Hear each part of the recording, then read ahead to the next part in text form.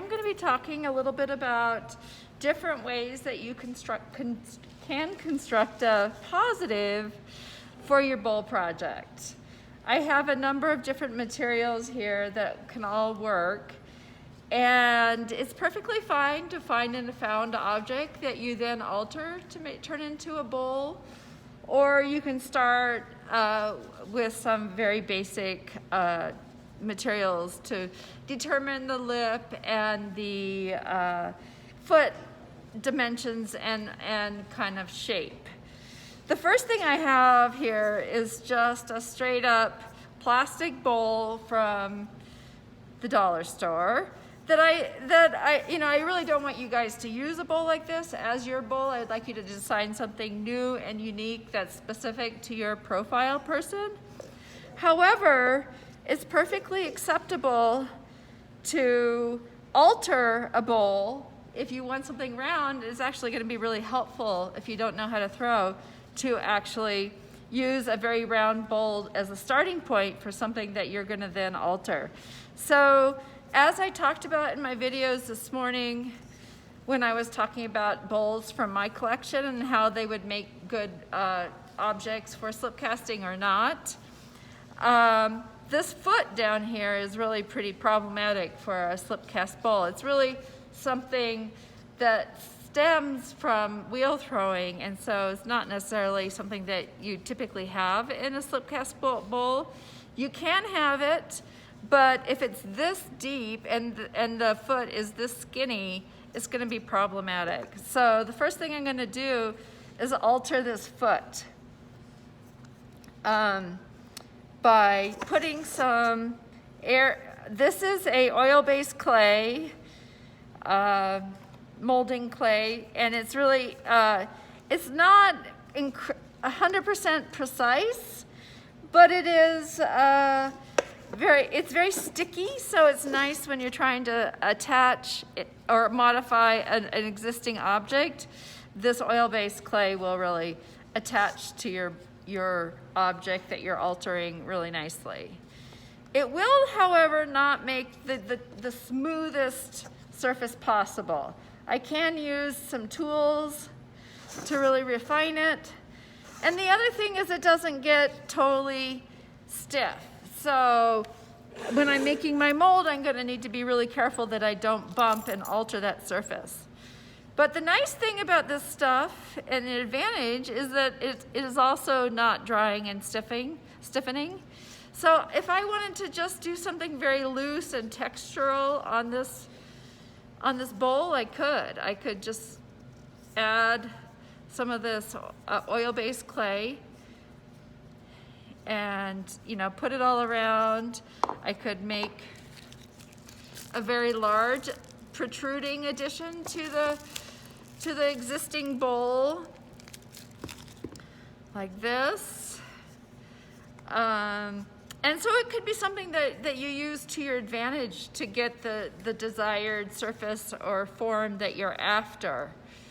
But as I said, it doesn't you can't sand it. You can't make it like perfectly smooth. I could, however, use it to make texture on, or try to get the texture of, say, a rock, or just a repeating scale texture that I'm doing here.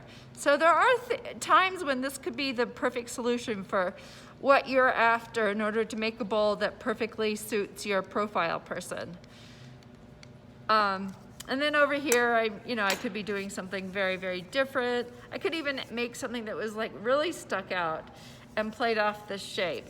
And here I just used the oil-based clay to deal with a problem with slip casting this particular bowl by making that foot a little less deep. The issue with all these things on this bowl is I'm really only paying attention to the outside, and really the inside needs to be considered as well.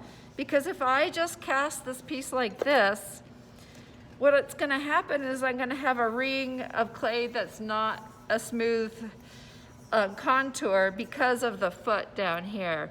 And so if that bothers me, then I'm gonna have to go in and repair the interior each time. I could also make this a two-part mold where this is one side, and I could do a plaster cast of the interior too. And you know, that certainly is a possibility, but that's about all I want to say about the oil-based clay, except for the fact that I have quite a collection of it in the studio, so it's not something you need to go buy. You're welcome to just get some for me to use if you want to use an oil-based clay. So another kind of clay that I use a lot when I'm developing very precise positives for mold making. I mean, this is obviously not a bowl, but what I did is I took this fixture faucet from a junkyard, and I liked the handle on it, but I really wanted to accentuate the details of the handle for a mold I was making. So I actually just added a clay to it to make it larger. And this clay is dry, it's totally non-shrinking, air drying, and sandable. And it looks like this. I have some, I don't have a ton, but certainly you're welcome to try it out and use it and consider using it as an aid to make your positive. I buy it at Meininger's, and I think they also sell it at Guiry's. It's called DOS modeling clay. And it's, you know, it really is pretty amazing when you're used to clay that shrinks and it gets really brittle when it dries. This stuff has, I believe, a lot of paper clay in it.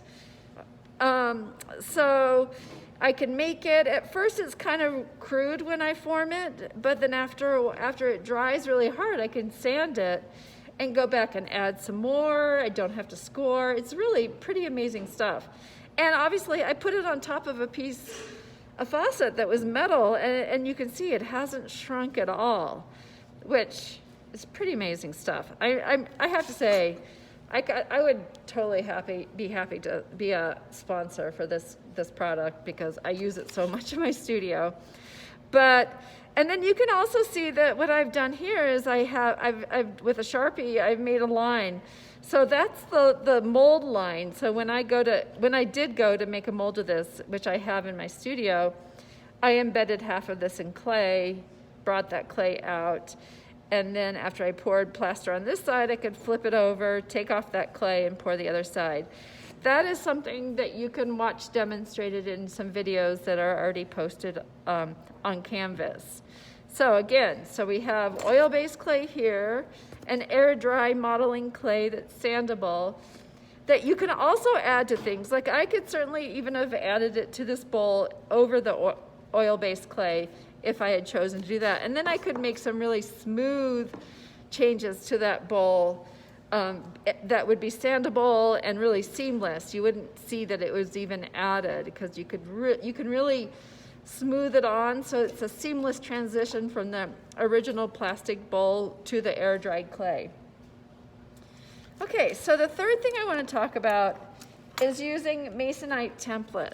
So here I have, this is not exactly for a bowl, it's for a plate, but I basically have the outside edge of the lip of a plate that's kind of a quadrifoil, and then I have a related foot down here. And if I had just put more wood in the middle to space the lip from the foot, I could have made a bowl, but as it was, I was designing a plate, so this one's a little bit more shallow.